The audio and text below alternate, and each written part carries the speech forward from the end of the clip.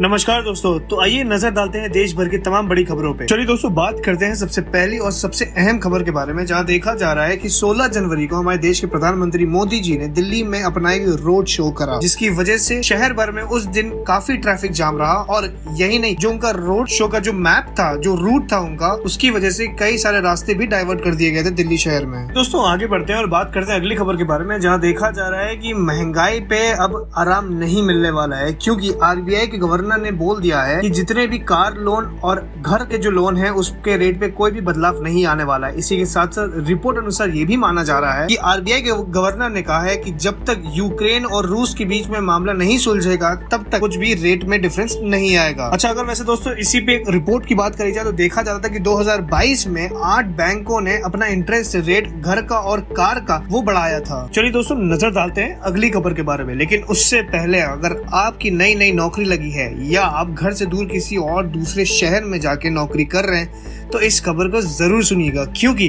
अनुमान लगाया जा रहा है कि 2023 के बजट में सरकार जो है वर्क फ्रॉम होम 1 साल के लिए लागू करने वाली है। ये नया नियम जो है सरकार को लागू करना चाहिए कि नहीं, कमेंट बॉक्स में अपनी राय जरूर बताइएगा। और इसी के साथ साथ दोस्तों, अगर आप हमारे चैनल पे नए हैं तो कृपया करके सब्सक्राइब जरूर कर दीजिएगा। अगर दोस्तों महंगाई की बात हो ही रही है तो महंगाई से जुड़ी एक और एनालिसिस रिपोर्ट सामने आ रही है, जहाँ देखा जा रहा है कि 7 महीनों में यानी पिछले 7 महीनों में क्रूड ऑयल यानी कच्चा तेल जो है वो 32% सस्ता हुआ। पर दोस्तों पेट्रोल और डीजल के दाम में कोई भी बदलाव नहीं आया। यहाँ तक कि अनुमान ये भी लगाया जा रहा है कि इतने सस्ते क्रूड ऑयल पे लगभग पेट्रोल और डीजल पे 18 रुपए कम हो सकते हैं, लेकिन तब भी सरकार नहीं कर रही है। तो जहाँ एक तरफ महंगाई, वहीं दूसरी हाथ पे दोस्तों नेपाल में एक बहुत बुरी घटना हो गई है, जहाँ देखा जा रहा है कि एक प्लेन यानी एक विमान जो है वो क्रैश हो गया। हादसे में दोस्तों उस विमान में लगभग 72 लोग शामिल थे और 72 यात्रियों के साथ 4 क्रू मेंबर शामिल थे, लेकिन क्रैश के बाद उन सब की मौत हो गई उस टाइम। दोस्तों रिपोर्ट अनुसार ये दुर्घटना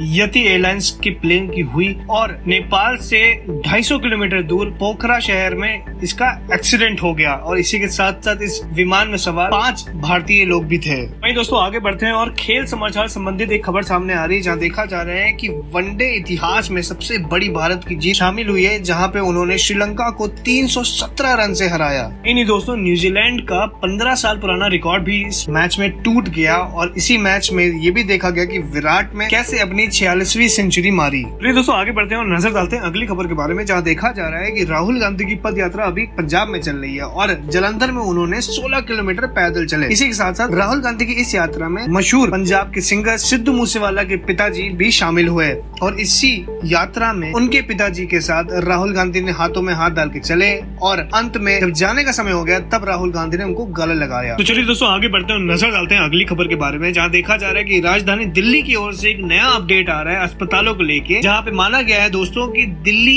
एम्स में 300 बेड का एक नया ब्लॉक बनाया जाएगा और अनुमान के हिसाब से दोस्तों करोड़ों की लागत से होगा इसका कायाकल्प। और रिपोर्ट अनुसार दोस्तों इसी अस्पताल में एक इमरजेंसी ब्लॉक भी बनाया जाएगा। दिल्ली सरकार ने इस अस्पताल का अप्रूवल दे दिया है और उन्होंने ये भी कहा है कि कोरोना को मद्देनजर रखते हुए ये 300 बेड का नया ब्लॉक बनाने जा रहे हैं। इसी के साथ दोस्तों आगे बढ़ते हैं और जानते हैं अगले अपडेट के बारे में, जहाँ देखा जा रहा है कि 15 जनवरी 2023 में हमारे देश के प्रधानमंत्री मोदी जी ने वंदे भारत ट्रेन को हरी झंडी दिखाई और इसी के साथ उन्होंने बोला कि ये ट्रेन भारत के संकल्पों और समर्थ का प्रतीक होगी। दरअसल दोस्तों आपको ये बता दें कि ये वंदे भारत ट्रेन तेलंगाना और आंध्र प्रदेश राज्य को जोड़ेगी। तो वही दोस्तों दूसरी हाथ पे गुजरात की ओर से एक दुर्घटना सामने आ रही है, जहाँ देखा जा रहा है कि मकर संक्रांति के दिन लगभग 6 लोगों की मौत होगी चाइनीज मांझे की वजह से। ना पता दोस्तों उन्हें बता दें कि चाइनीज मांझा वो पतंग की डोरी होती है जिसको लोहे और कांच से पीस के बनाया जाता है। जहां एक तरफ गुजरात में हुआ हादसा और वहीं दूसरी तरफ साइंटिस्ट की ओर से चेतावनी वाली एक रिसर्च सामने आ रही है, जहां बताया जा रहा है कि आजकल के लोग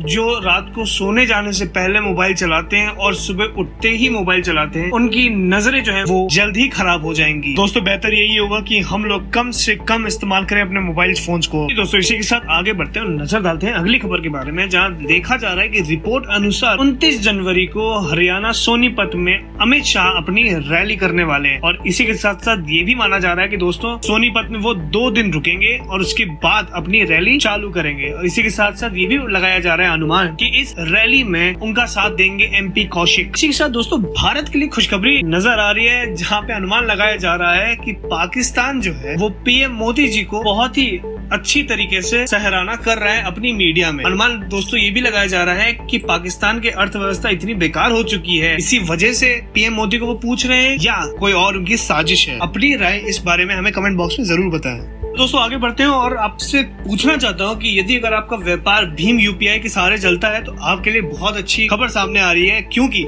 सरकार का एक बड़ा अपडेट आ चुका है जहां पे उन्होंने ये बता दिया है कि यदि अगर आप अपने व्यापार से संबंधित भीम यूपीआई ट्रांजैक्शन करते हैं तो अब उस पे जीएसटी नहीं भरना होगा आपको। भारत सरकार ने ऑनलाइन ट्रांजैक्शन को प्रमोट करने के लिए ये कदम उठाया। तो चलिए दोस्तों, खबरों में आगे बढ़ने से पहले एक नजर डाल देते हैं मौसम विभाग में, जहां अनुमान लगाया जा रहा है कि उत्तर भारत एक बार फिर से शीतलहर की चपेट में आने वाला है। इसी के साथ साथ राजस्थान के कई शहरों में -4 डिग्री पारा का अनुमान भी लगाया जा रहा है। यही नहीं दोस्तों, आईएमडी ने तो दिल्ली में रेड अलर्ट भी जारी कर दिया है अगले 4 दिनों के लिए। तो चलिए दोस्तों आगे बढ़ते हैं और नजर डालते हैं अब सराफा बाजार के ऊपर, जहां देखा जा रहा है कि एक बार फिर से इसी हफ्ते सोना हुआ और महंगा, और अनुमान लगाया जा रहा है लगभग दोस्तों 203 रुपए और महंगा हुआ सोना, और चांदी जो है वो 670 रुपए पे टूटी। रिपोर्ट अनुसार दोस्तों सोने का दाम 56,500 रुपए चल रहा है प्रति 10 ग्राम, और चांदी जो है उसका दाम चल रहा है, चांदी का दाम 68,115 रुपए प्रति किलो चल रहा है।